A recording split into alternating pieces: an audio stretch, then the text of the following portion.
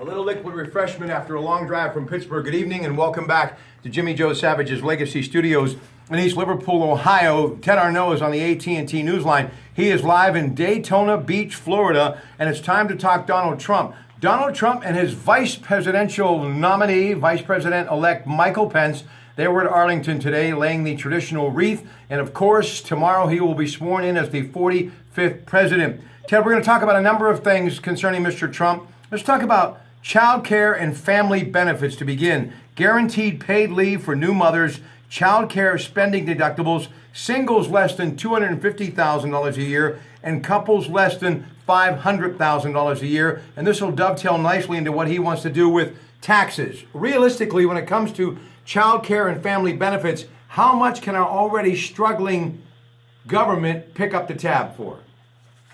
Well, I think they're going to have to figure out ways to balance the budget cut in other places, but I don't think there's an issue that's going to get more support from the whole range of people than this issue. Certainly the women's groups will be for it. Businesses will be for it, because as long as it promotes the ability for people to participate in business and to take leaves and have it co-sponsored by the government and come back healthy and strong, I think everybody's going to get behind this.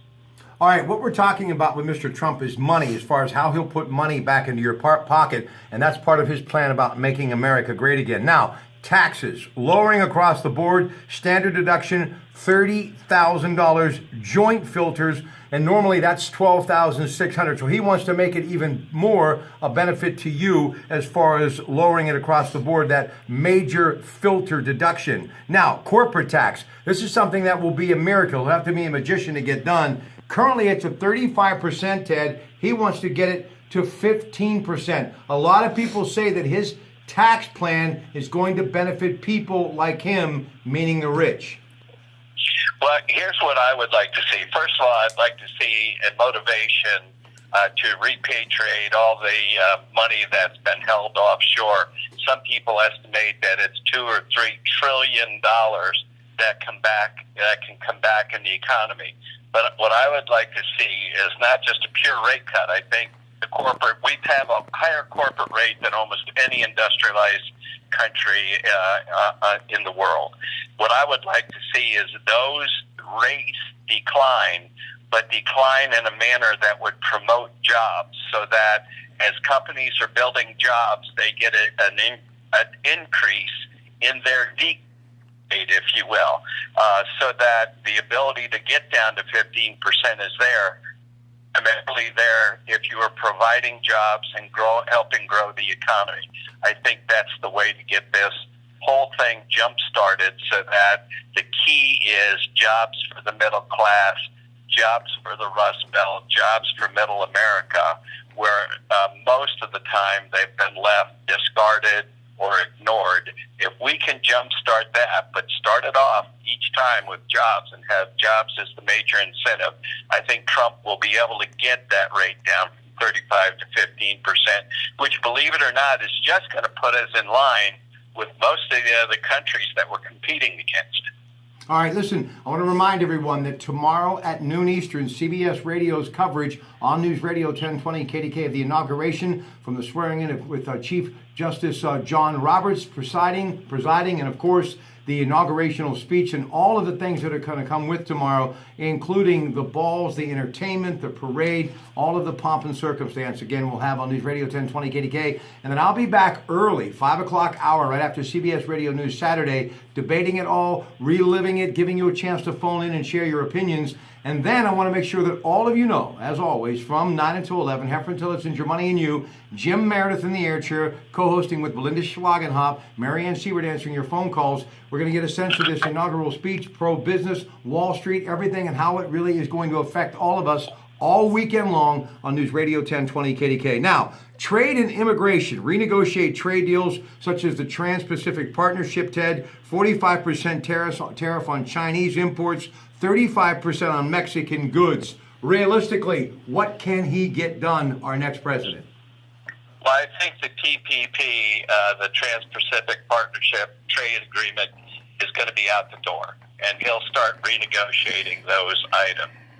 Remember that Donald Trump is primarily a showman and a businessman, and his greatest show always had a lead-in to a crescendo at the end of the season. Don't think that his legislative initiatives will be any different. He will start off by saying that he is going to eliminate trade, he's going to put a 30% tariff, he's going to do these things, but that's almost like a lead-in so that you pay attention to that show. None of that is going to be possible. You can't slap a 35% tariff on these goods without, one, creating a trade war, two, recognizing that those tariffs are going to be passed along to the American consumer. The Donald Trump, consummate negotiator, the art of the deal, he's setting this thing up so that you stay tuned for the next chapter. Listen, now immigration, everything that's happening, people must understand when you think of Ellis Island, you think of the Statue of Liberty, we are all immigrants. Many of those who came at the turn of the 19th century into the 20th century made America great. How can he literally stop that dead in its tracks, meaning immigration, without understanding that many of these people that he is talking about or could be a future that America could become great again because of them coming to this country, Ted? Well, remember that there's two concepts. It's immigration and legal immigration.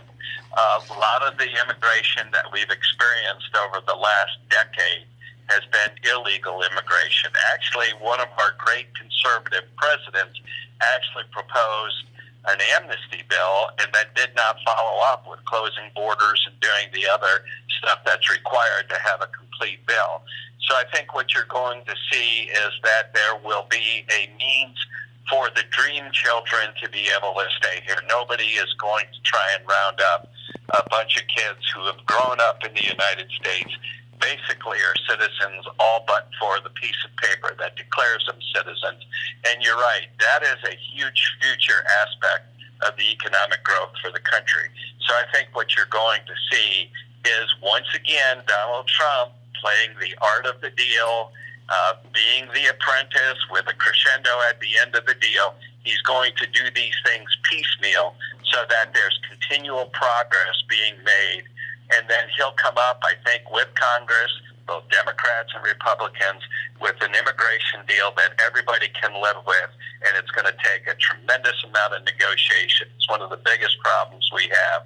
And as far as the wall, I think the wall is a metaphor. I think the wall will be constructed primarily of ideas and electronics, whether it be means to be able to follow where these people come in from and where they go. But one of the biggest immigration problems we have are people who overstay their visas.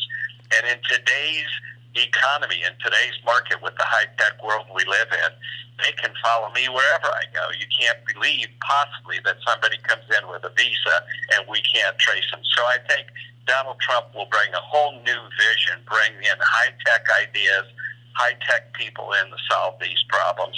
But I don't think it's going to be by throwing a bunch of people out of the United States. Jimmy Joe Savage's Legacy Studios. A couple of more quick things about Donald Trump. Of course, the inauguration tomorrow, heard with CBS Radio on News Radio 1020 KDKA. And then we'll come back and talk more NFL football as that AFC Championship game with New England is just days away. Healthcare, the Affordable Care Act, otherwise known as Obamacare, obviously trying to get rid of that. Expanding choices is what Mr. Trump is all about when it comes to healthcare, and giving carriers a chance to sell their policies across state lines. And I know a lot of people would like that, but the question is, can that happen? Or we talked last night about him getting rid of Obamacare, but I think just as importantly, can you really think that there's going to be a possibility for these healthcare facilities to expand choices to the point where they'll be able to take their product across state lines and sell it to the highest bidder?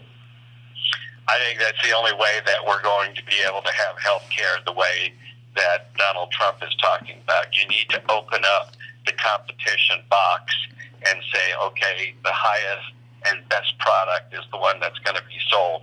If we can't do that, if we can't cross that border, and that's going to take a lot of negotiating with a lot of lobbyists, then we won't be able to provide the kind of health care that he wants. But I truly believe that will be the key to being able to replace Obamacare with a product that is much more doable in today's economy, today's complex interstate economy. That's the only way it's going to happen. All right, retirement, Social Security, Medicare, Protect Benefit Service. Tens of millions of baby boomers like me and you are going to be going into those retirement roles. Now, you look at the GDP, 20% annual growth over the next decade, tax cuts as far as what he wants to do. How does the math add up for people who want to retire and hang on to Social Security and Medicare? I think it's through growth. I think if you look at his economic models, when we've been going through the last 8 years with a 2% growth rate, and if we can expand that to a 4% growth rate by and some of the measures that he's going to take, if you play out the numbers, it can work. Now, you've got to really take a hard look at almost everything that the government spends, but I think the one thing that will be centered will be the retirement for the baby boomers and a consistent, logical retirement program for everybody else who follows. I think that is the thing that will not be touched. Ted, you are in Daytona Beach, Florida, getting ready to watch another satellite take off and head into the universe courtesy of NASA. You and I are big fans of NASA, and I have said that's one part of our world that we need to fund, and we need to further our pioneer spirit in space. What is the future, of course, of NASA under Donald Trump? Can you predict that? Well, I think the future of NASA is going to be prioritization, just like we're going to see tonight. Tonight is a satellite that's going up by virtue of a private company that has contracted with NASA to do this thing in an efficient economic basis. If you look at the way Elon Musk has promoted through space satellites, it's by means of bringing out the first phase of the rocket and landing it on a pad in the middle of the ocean and bringing it back so it can be used again, basically reducing the cost of exploration and sending these satellites up by about 30%. That's going to be the wave of NASA in the future. It's going to be through competition, through commercialization of these launches, and it'll be more efficient and more readily available for companies to use. That's going to be the future of a lot of companies. Communication and other companies that are going to be using these satellites are going to have much more efficient access to satellite usage in their business. All right, coming back in just a couple of moments, Legacy Studios, another look at the Steelers and Patriots and Green Bay and Falcons' big NFL weekend. Stay with us.